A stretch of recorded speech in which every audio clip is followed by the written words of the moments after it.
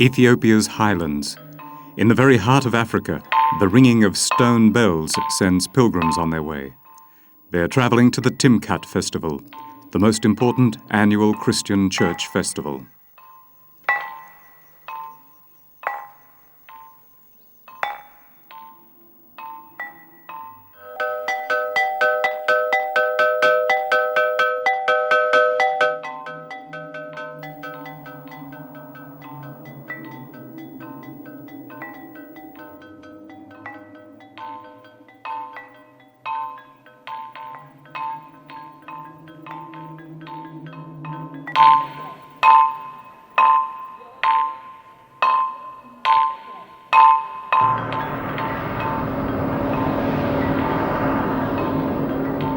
At this time of the year, people are setting out for the festival, not only from the broad Abuna Yosef range, but from all over the country.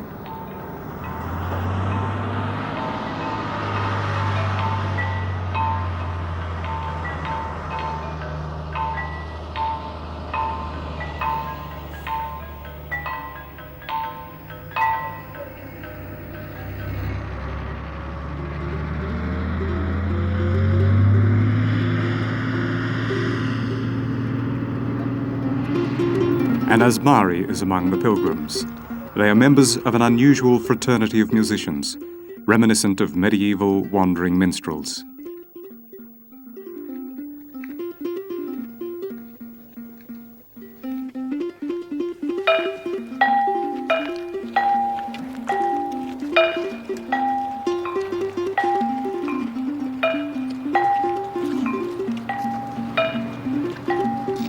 In the days before the festival, the Asmari will walk to the great centers of pilgrimage, groups of musicians and individuals.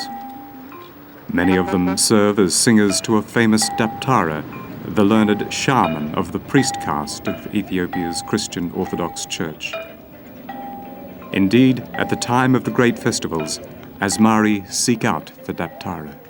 The pilgrims are going to Lalibela, a place surrounded by myths and named after a 12th century king who owned the land where the ancient church was built. Enormous hollowed-out monolithic sculptures still exist attached to the main cliff. It is here deacons, priests, and daptaras celebrate their liturgies, the same ceremonies that were performed thousands of years ago. They are the very same liturgies as those performed in King Solomon's time in the first temple of the Jews in Jerusalem, and they are performed with dance sticks, sistrums, and drums.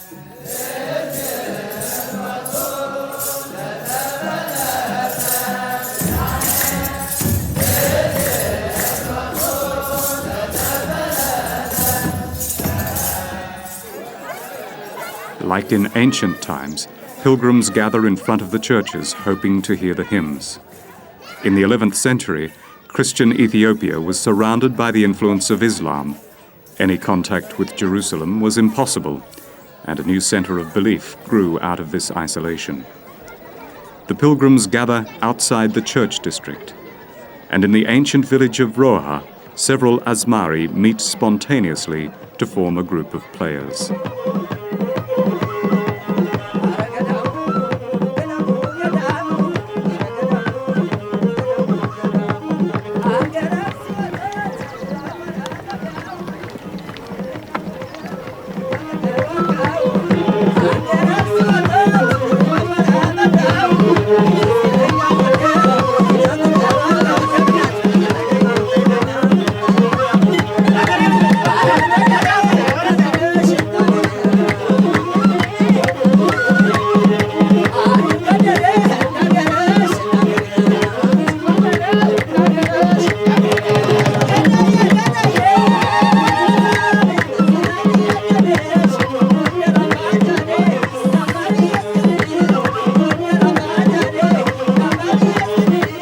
songs often tell of love conquests and are played on their traditional instruments. The vashint, a flute with a wide range of notes, the mazinquo, a one-stringed hip violin with no fingerboard, and the drums, often groups of 3, changing the tempo, increasing the rhythm, and dominating the other instruments. Then there is the kra, a 4 to 6-stringed instrument similar to the lyre. It is the most important instrument of the wandering Asmari.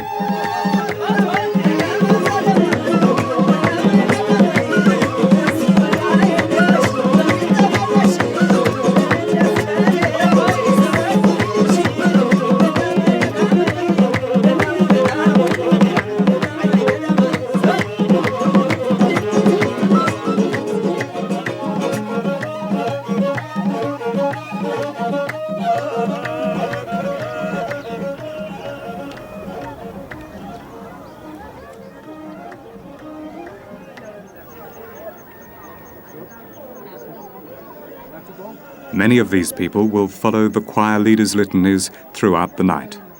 Some of the young ones will pass the time until the opening of the festival, being entertained by jesters and acrobats. These activities meld with those of the church to create a wonderful ceremony, watched over by the leader of the daptara, standing next to the choir leader. He is the teacher, the protector of ancient secrets. He is the only one who knows how strong the music should be, how it should be applied. Only a few are chosen to carry on this tradition. Training can last up to 20 years. We look up to the sky over us. The stars light up the way for all mankind far into infinity. They have shown us the way to God, the light in the darkness.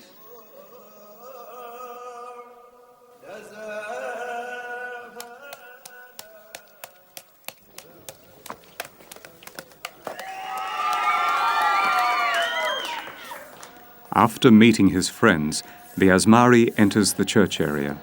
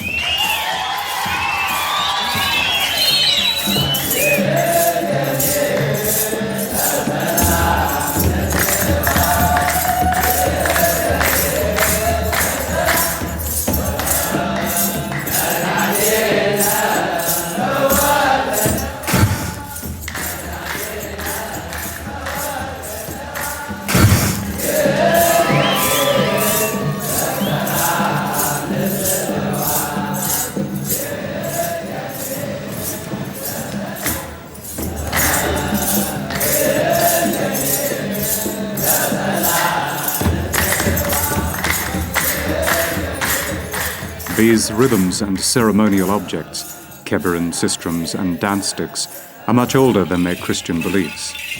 Gold, platinum, and precious stones, but also the gods of the ancient Egyptian civilization, came from the land of Punt, today's Ethiopia. Many cultural objects from Egyptian temples found their way to Jerusalem when the Israelites fled from Egypt. It is said that after a visit by the Queen of Sheba to Solomon's temple, these cultural objects were returned to Ethiopia. All this 1,000 years before the birth of Christ. The queen's son, Melnik I, a child of her union with Solomon himself, is recognized as the founder of the royal dynasty of Ethiopia. The circle is complete. Now the festival is about to begin. The tabots are carried out of the churches. These are tablets wrapped in magnificent brocade. They carry the message of the 10 Commandments hewn in stone. They represent the same tablets that Moses brought down from Mount Sinai. It is said Melnik I concealed them secretly in the Ark of the Covenant and brought them to Ethiopia, where they still remain hidden.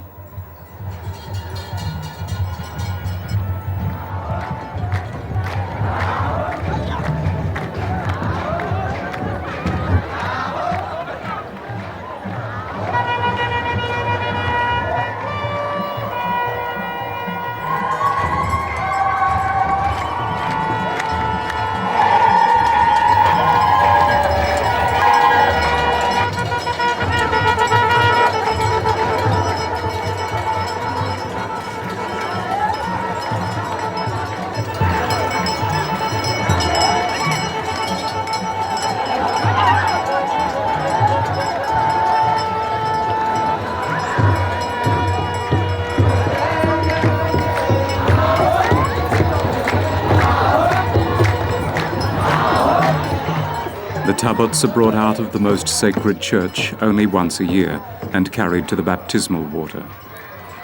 The Timkat Festival is the festival of Epiphany, remembering the baptism of Christ by John the Baptist in the River Jordan.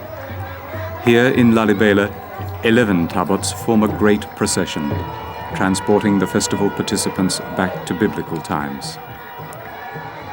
David danced before the whole house of Israel and led his people up to the town, accompanied by every kind of drum and sistrum. He danced with all his power before the lords, and jubilantly brought the Ark of the Covenant out to a place by the water.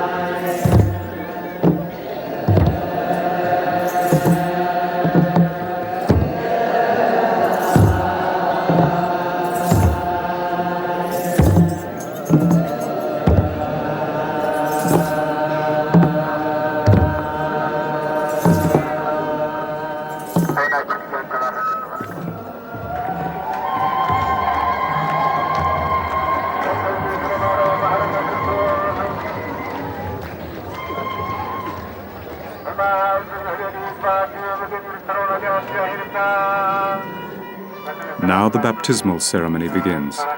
The country's bishop blesses the water and sprinkles it over the cross again. This year, the primate is the first of the priest fraternity to kiss the cross. He will travel within the ancient triangle of this church community between Lalibela, Lake Tana, and Axum, the city that predates the birth of Christ. It is from the city of Axum that Ethiopia's culture of Christianity has emanated.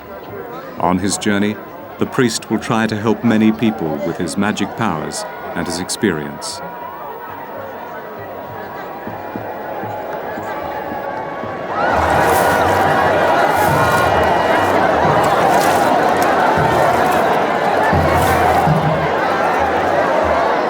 The Asmari has been watching this ceremony very closely.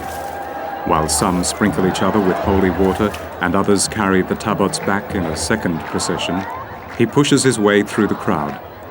He must attract the attention of the first daptara.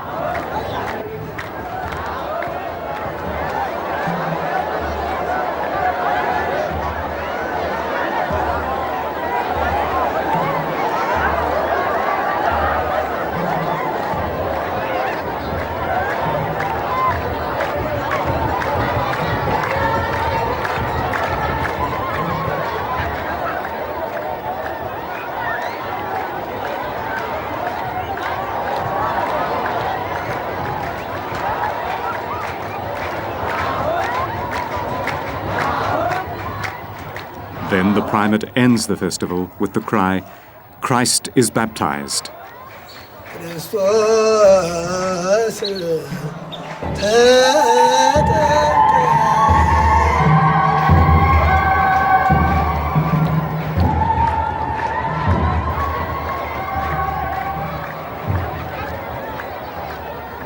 The last tabot to be returned to its church is the one from Beta Georgis, a church in the cliffs, set apart from the others.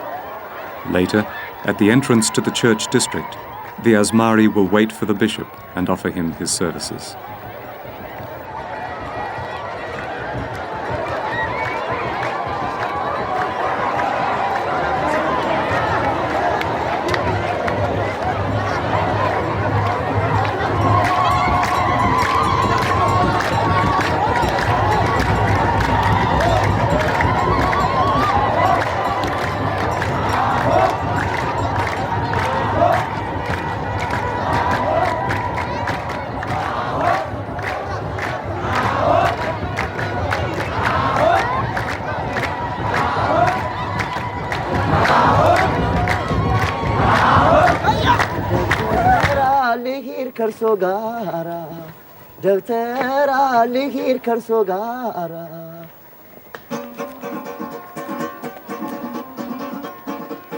He will bring his friends with him, as this daptara, whom he now may serve, is widely respected. Tonight they will break camp and set out on their journey together.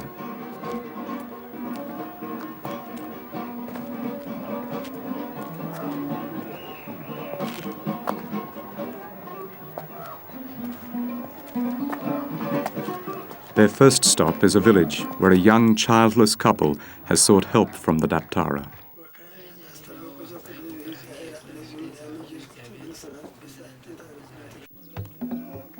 The Asmari plays music early in the morning, and in the hut the daptara prays with his deacon for the success of an exorcism he's about to perform on the young woman. Music is an important part of the ritual.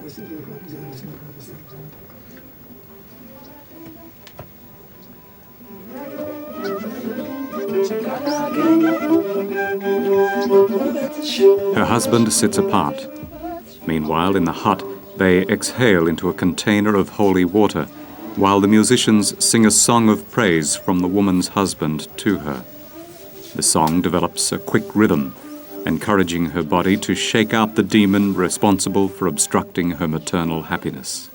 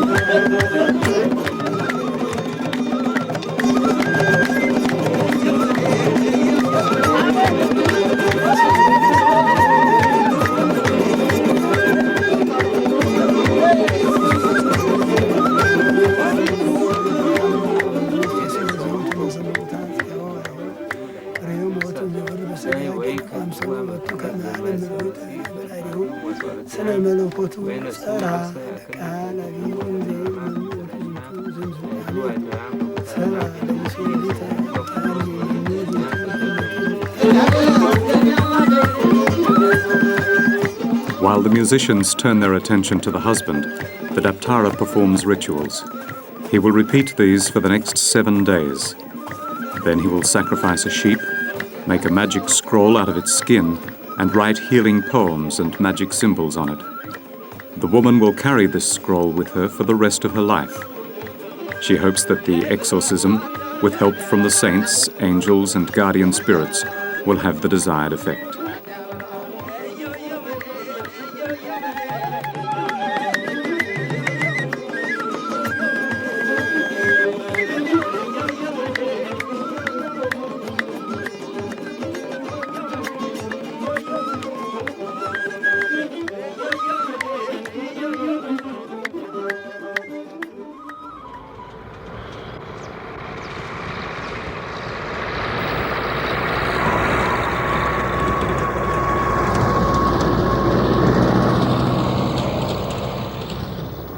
They travel on. Their next task is to ease the final journey of an old Amharic warrior. The daptara will carry him to a 1,000-year-old waka tree, the heraldic tree of King Solomon. Assisted by the musicians, he will help him remember his heroic deeds. This memory will ease his final journey and make sure he's looked upon favorably in heaven.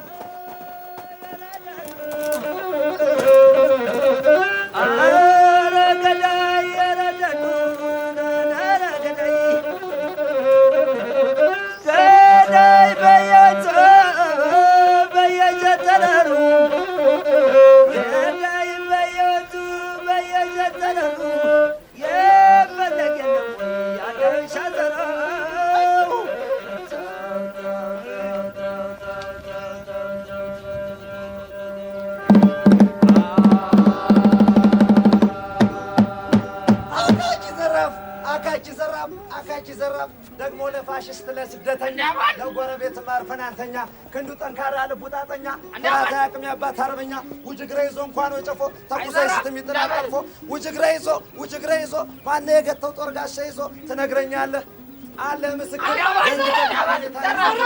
ዱብ ያለው እንደ በረዶ በልጅነቱ በራውሎ በራዳሪ በልጅነቱ ቅርጥም ሰባሪ ፀሐይ በራ ጥም አይመክረው ጥንት ባባቱ ዛሬ ምሱ ነው ትንፋሹ ረመጥ ክንዱ ሰደድ ነው ወንዶች ወንድም የሴቶች ባል ነው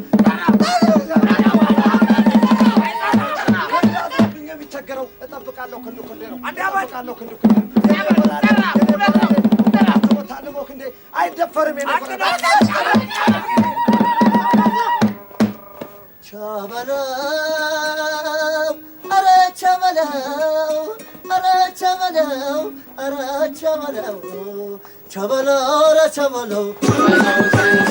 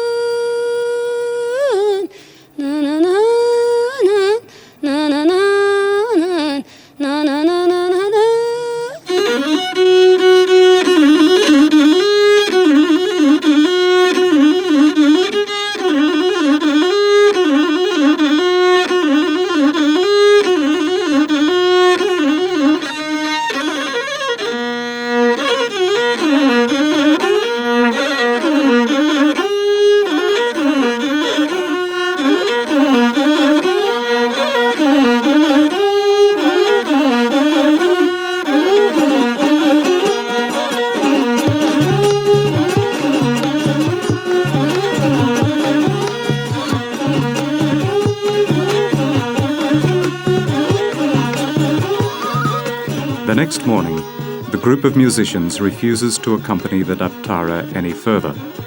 They wish to return to Lalibela. As soon as he appears, they cease to play.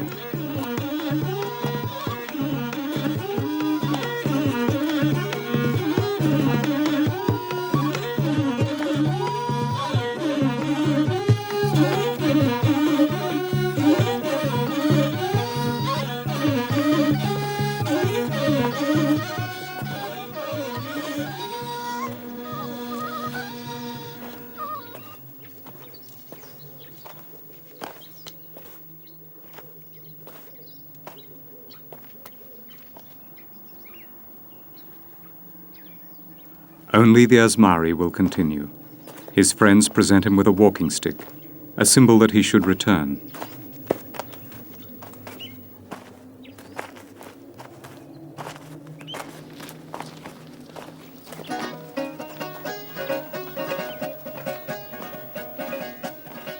From now on, he will have to take on the musical part of the daptara's business on his own.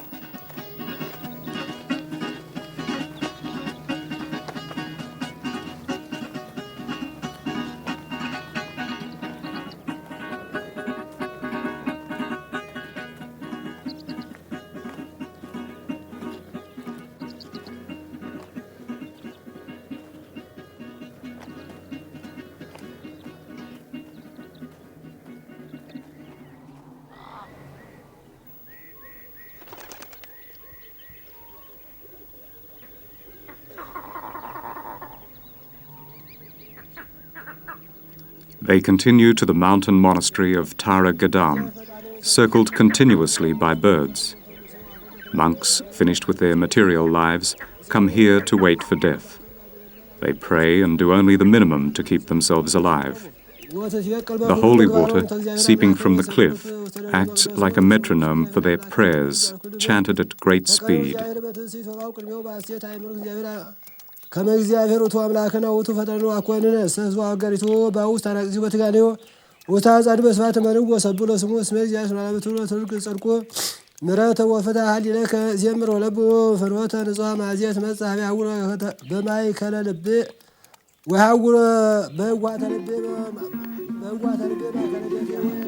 offer the daptara hospitality from the meager alms brought to them.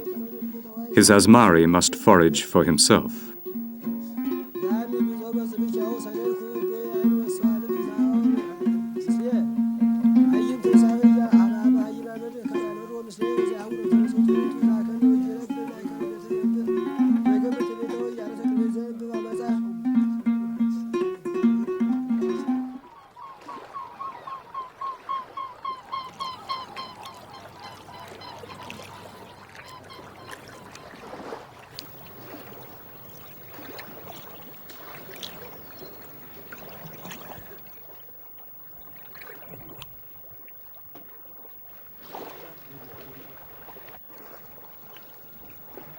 They then travel in boats made of papyrus across Lake Tana, the source of the Blue Nile, to the peninsula of Dziga. Some of the daptara's pupils live here. News of his arrival has preceded him.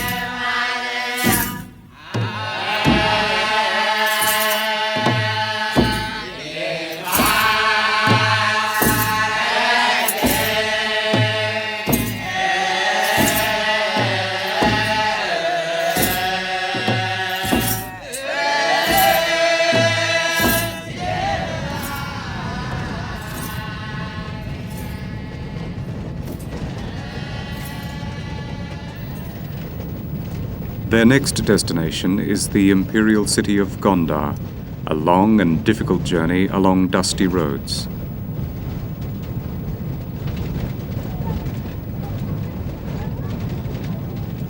The people of Gondar are also expecting him, and many accompany him over the hill of Golgotha. This is a tribute to the founding of an Ethiopian monastery situated on the roof of the Armenian part of the sepulchral church in Golgotha, Jerusalem.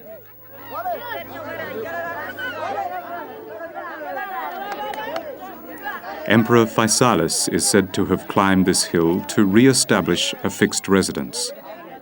Until then, the rulers had roamed the country, governing from temporary camps. They only stayed at Aksum and Lalibela for longer periods.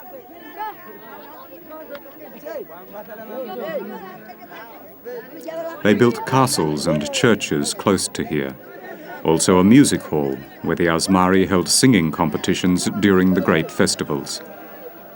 During these competitions, when some of the Asmaris mocked the powerful rather than praised them, they lost their lives.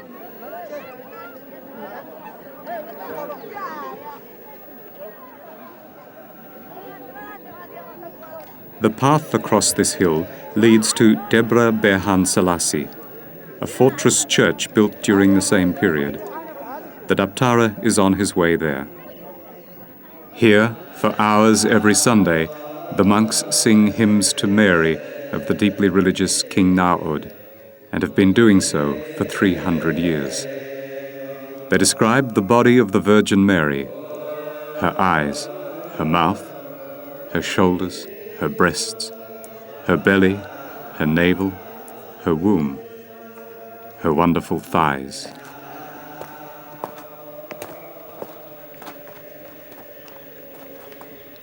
The daptara is greeted by children at a side entrance. He naturally shows his reverence.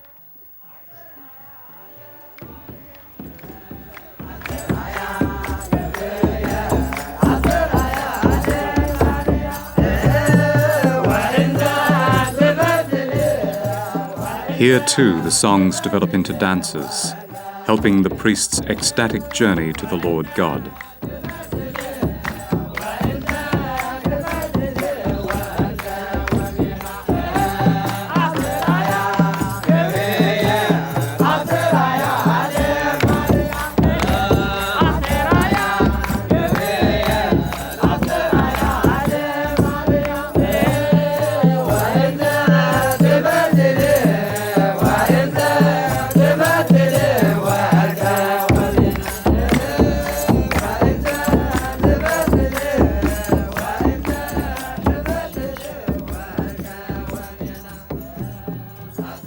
It is mostly women who sit at this ceremony, watching the men dance.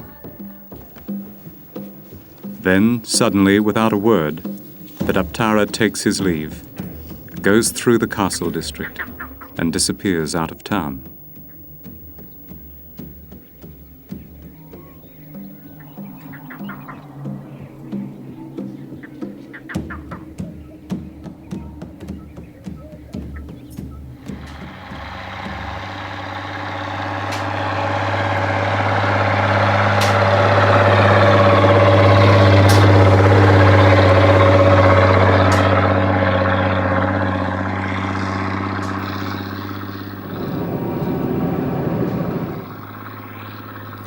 The journey now becomes more difficult.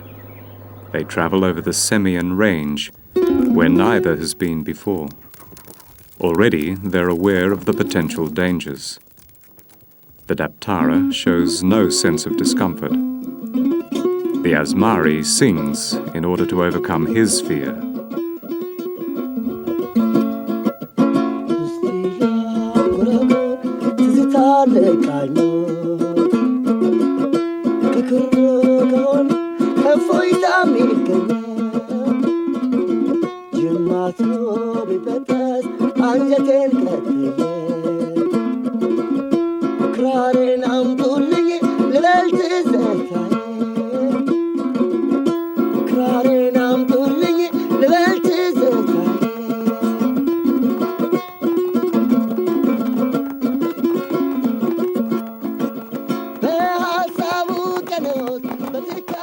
Do not let my cra fall silent. If a string of my cra breaks, I will replace it with some of my guts. Just do not let my cra fall silent. The Asmari also carries a magic scroll. It has his guardian angel Gabriel on it, and like his songs, it will protect him from distress and danger.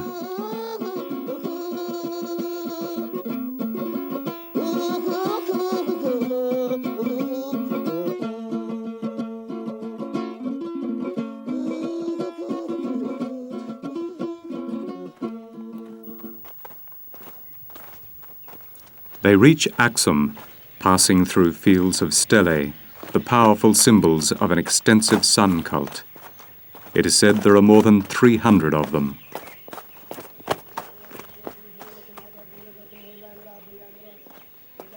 Passing through the remains of the symbolic royal thrones, they reach the church district.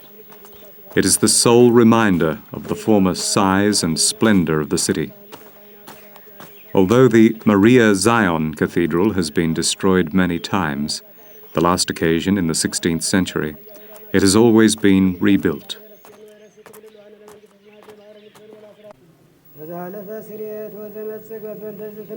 Here, at the very heart of their Christian culture, the church community welcomes the daptara with the Kabbalah-besh, a prayer offering reserved only for priests.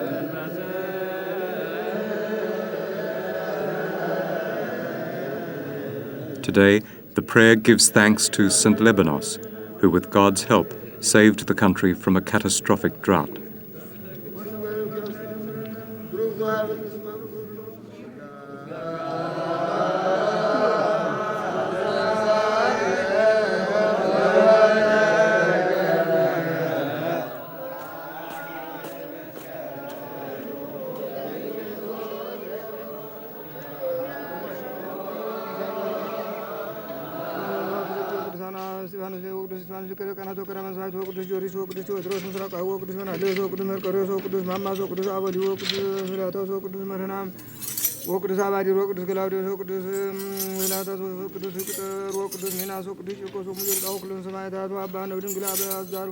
Their prayers and sistrums ring out through the open doors. Here, perhaps more than anywhere else in the world, rites, people, and music are bound closely together.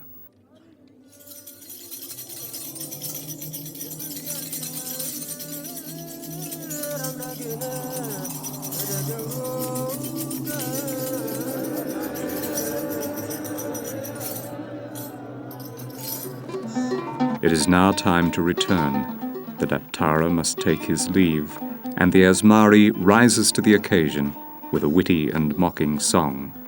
Oh yes, he will be fine without him. Besides, he would rather have gone to church than to help him with the girls. Oh, what kind of priest are you? What kind of daptara? You make me laugh.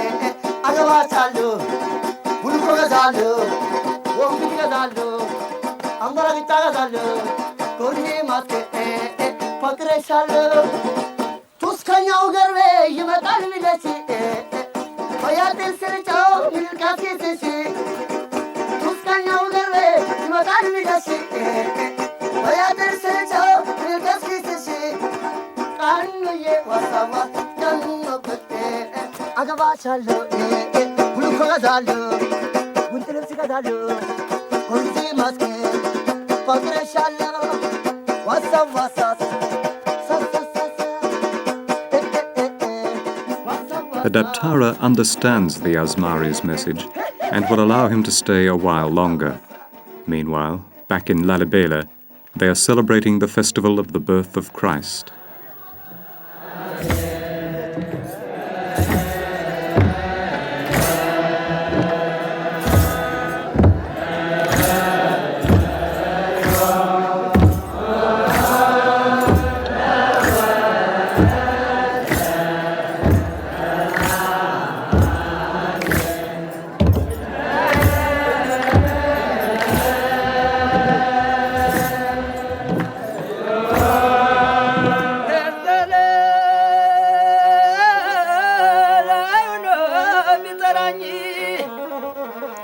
At the church district gate, one of the Asmari who returned earlier is singing the praises of Almighty God.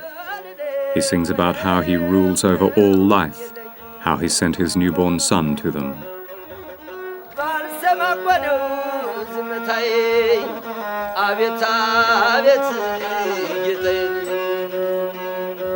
He will continue to sing deep into the night.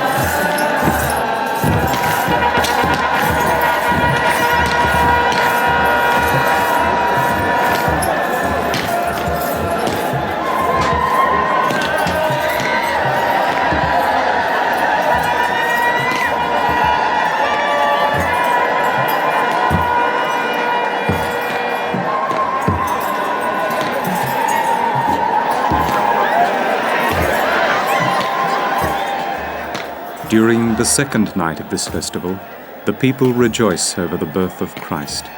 This continues until the sun rises.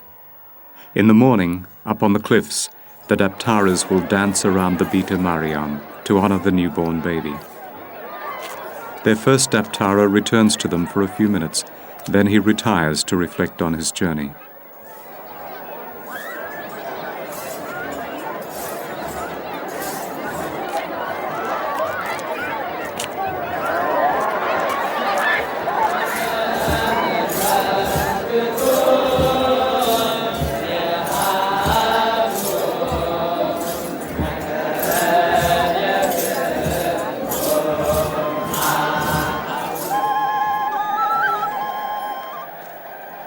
Together with a holy man from the mountains, he will meditate and pray, pledging to practice humility until he is ready to live again in their community, to act as their primate, and to submit to their jurisdiction. On the way, they meet an old acquaintance. He's been waiting to remind the daptara of all the things he can do with his instrument.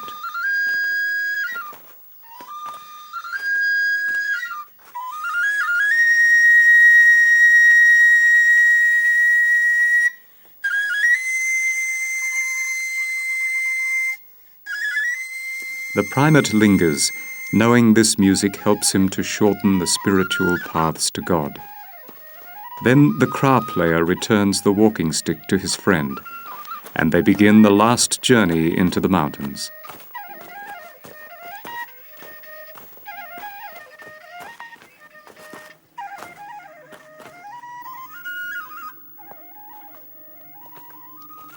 The Asmari is happy that he's allowed to stay so long. He will open the gate for him and announce him with drumming. Then the daptara will continue alone to meet the holy man in the final room. He will kiss his cross and sprinkle holy water over himself, and he will sing God's praises.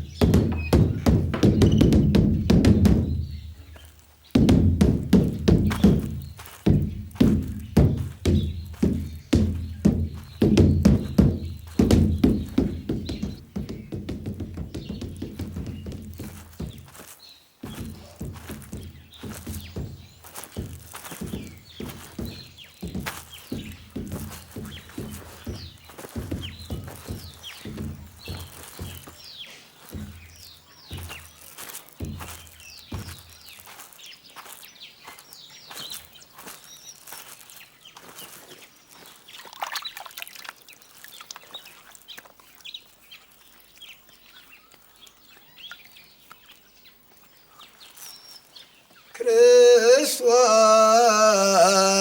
ተወልደ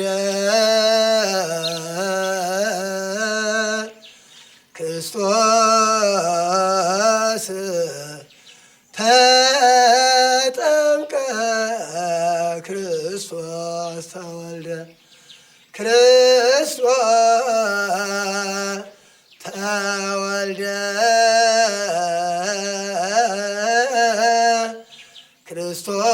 ክርስቶስ ተጠምቀ ክርስቶስ ወለደ